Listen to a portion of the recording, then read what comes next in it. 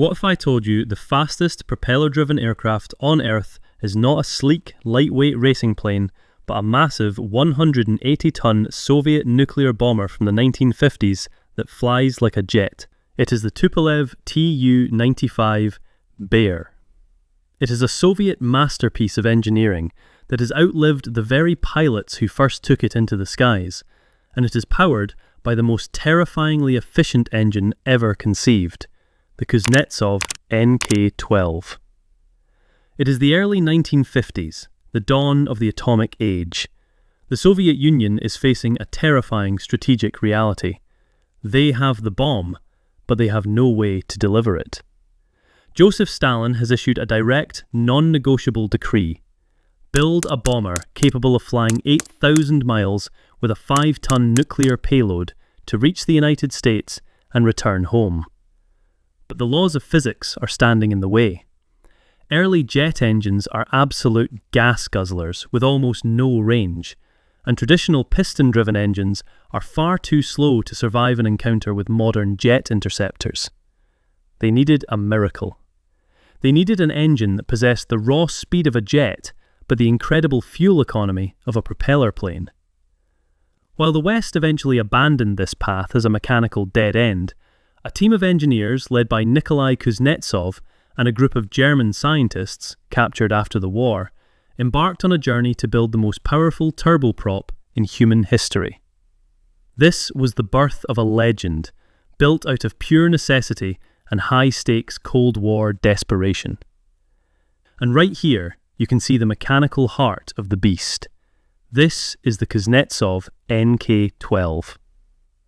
While American engineers were moving toward the B-52 and pure jet propulsion, the Soviets went in the opposite direction, creating a monster that still holds world records today.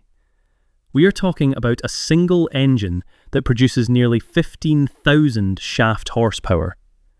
To put that into perspective, that is more raw power than 4 modern heavy-duty freight locomotives combined.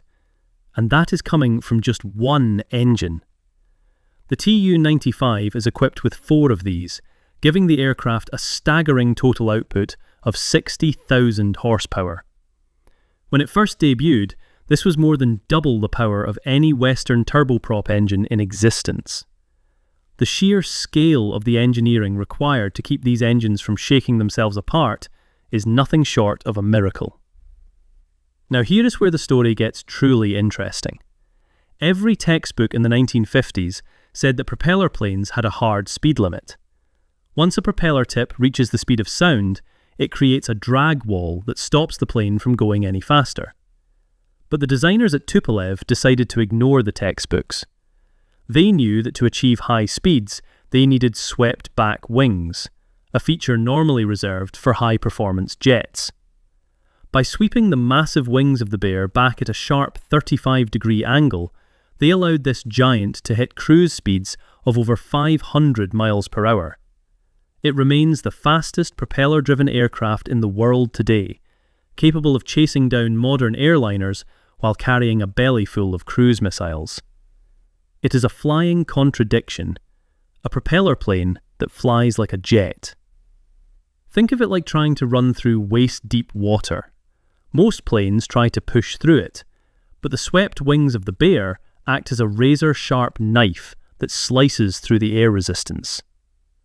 We have explored the desperate history and the massive power of the frame, but we have not even touched the most iconic and terrifying part of this machine, the propellers that create a permanent, localized sonic storm around the aircraft.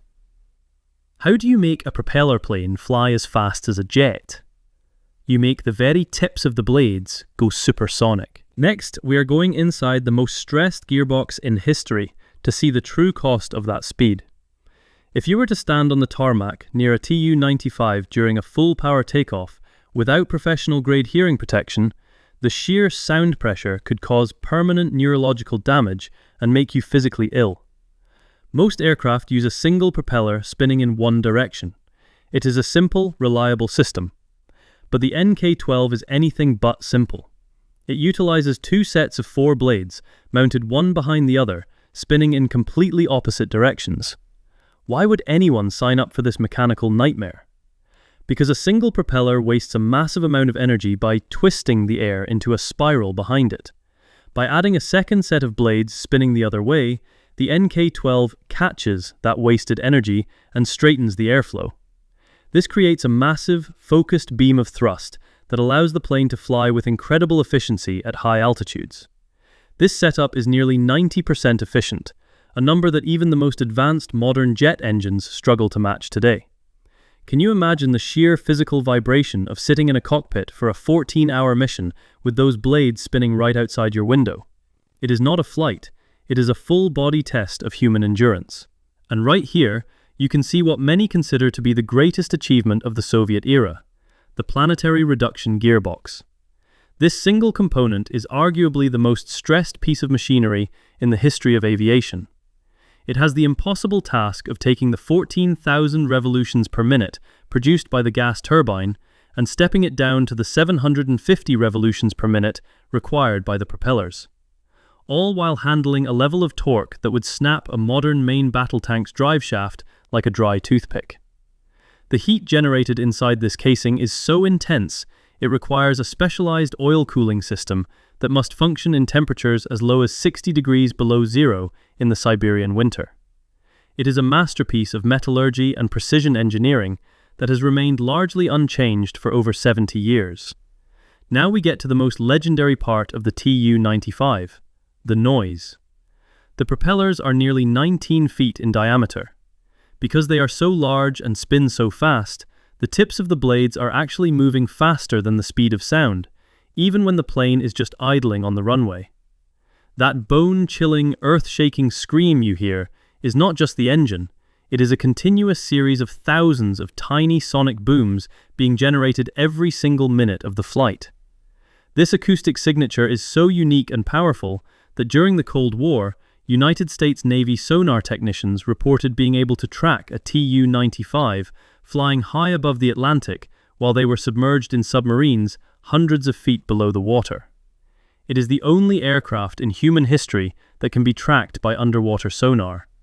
Imagine having 8 massive 19-foot whips cracking at 750 times every single minute right next to your head. That is the reality of the Bear. The Tu-95 is a mechanical dinosaur that refuses to go extinct. It is loud, it is vibrating itself to pieces, and it is a nightmare to maintain. Yet, it has been in active service for over 7 decades because nothing, absolutely nothing, can match the combination of long-range efficiency and raw, intimidating power provided by the NK-12 engine. In an age of stealth, silence, and invisible drones, is there still a place for a bomber that announces its arrival from 300 miles away? Let me know your thoughts in the comments below.